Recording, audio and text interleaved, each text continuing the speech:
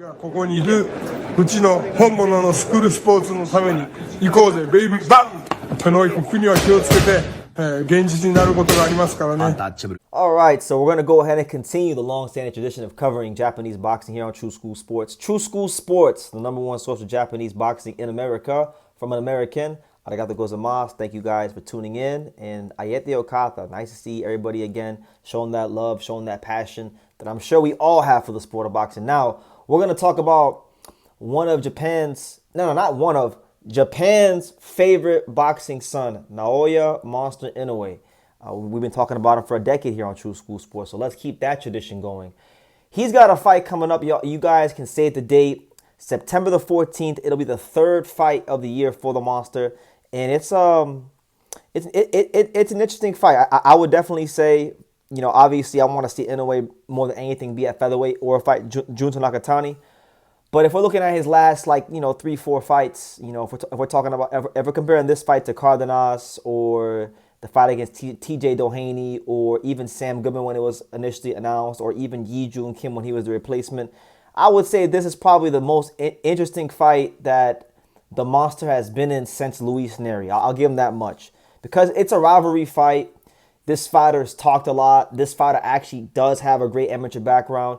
This fighter has legitimate knockout power. And, Naoya Inoue needs to be a bit more defensively responsible and just be a more sophisticated fighter in this fight. Because if he is not careful, if he is not intelligent so far as his defense is concerned, he can get knocked out. And that opponent he's fighting is none other than Uzbekistan's very own, the self-proclaimed Uzbek monster himself, Marlon Akhmadaliev. Yes. So let's talk about this fight, because one thing that's really raised my eyebrows about the Monster heading into this fight is he seems to be pulling out all the stops for sparring.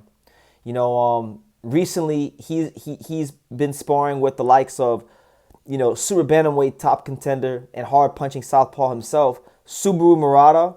He's also been spotted with featherweight contender Mikito Nakano, probably the best featherweight in Japanese boxing right now, potentially a future world champion. That's again another southpaw power puncher. And now it's also been reported that the Monster is bringing in former opponent of himself and Marlon Akhmadaliev. He's bringing in former world champion Marlon Tapales for sparring. So you're talking about Mikito Nakano. You're talking about Subaru Murata. You're talking about Marlon Tapales. I mean, that's a murderer's row of southpaw power punchers. So it seems like Inoue is taking this challenge head on and taking it very, very serious. Probably, I would say from following him as closely as I have over the years, he's taking it as seriously as anybody else he's ever fought. Because he knows what's at stake. He knows that if he doesn't get past this fight, he can't fight Junta Nakatani. He knows that Marlon Akhmadaliev has done a lot of talking, so he wants to obviously shut his mouth up and prove him wrong.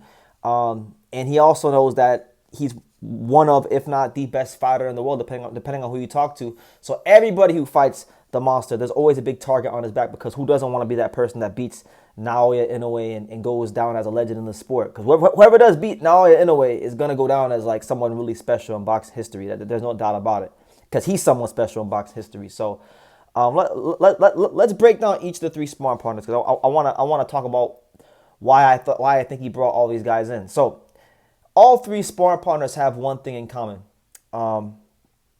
They're all southpaws, and they all hit like a truck. They all punch very, very hard. Starting with Marlon Tapales, Marlon Tapales is the most experienced of the bunch. He's someone that is very explosive. I think he's got similar punch selection to Marlon Akhmadaliev, but he's a slicker defensive fighter than a guy like Marlon Akhmadaliev. So I think his experience, I think the fact that Inoue has fought him before, and he's fought Marlon, I think even he could actually probably ask Marlon questions on how he beat Marlon, and that will serve big dividends for him. So I think that's a good choice as sparring partner. Then you look at Mikito Nakano. Now, Nakano of the bunch, because I've never seen Marlon Tapales in person, but I've seen Subaru Murata in person, and I've seen Mikito Nakano in person. And I think Mikito Nakano is probably the biggest of these bunch of fighters.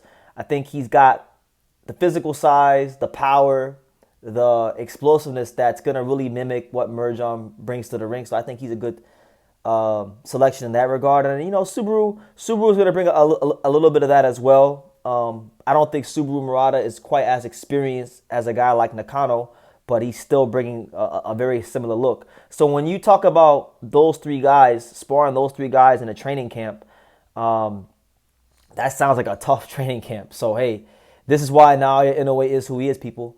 He got to where he got to in boxing because he not only is he staying active, not only is he, you know, taking some tough fights, and he's taken many tough fights in his career, but to be honest with you guys, Mirza Akhmadaliev is dangerous.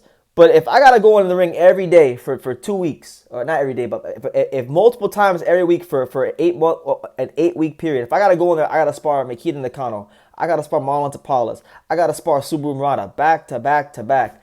That's way harder than the damn Merjan fight. That's way harder than the Merjan fight. So I think the key to victory for him in this fight will obviously be in the ring when he fights Merjan. The key for Inoue is going to be, you know, landing the left hook to the liver, because when you fight a southpaw, the liver's in the front. So I think working on setting up the left hook to the liver or the straight right hand to the liver, those will be key punches that I think will do him a lot of good, as well as the straight right hand to the head, because, you know, the straight right hand as an orthodox fighter, when you're fighting a southpaw fighter, is the southpaw killer. It neutralizes the southpaw opponent. So that's what you can look for in the ring from Inoue. But as far as heading into the fight, I think it's very important for his team, you know, Shingo Inoue and the fine folks at Ohashi Gym. I love the people at Ohashi Gym. You know, we got a lot of memories together. But, you know, they're going to have to manage Inoue in camp, you know, pull him back at the right time, because Naoya Inoue strikes me as the kind of fighter where, you know, he will always go the extra mile in preparation. So sometimes that's a great thing. That's a great trait for a fighter to have. But the team has to know when to pull the fighter back so the fighter doesn't overtrain and leave the best pieces of himself in the gym. And I think when you're sparring these kind of fighters, you know, this could definitely that could definitely be a cause for concern. So yeah, and then, you know, just a one more thing to add. This fight will be taking place not in Tokyo, not in the friendly confines of Yokohama, Kanagawa, Japan. No, this fight will actually be taking place in the new IG Arena, which is actually opening this month. I'm not sure. This might be the first event ever held there, but it's definitely the first boxing match ever held there.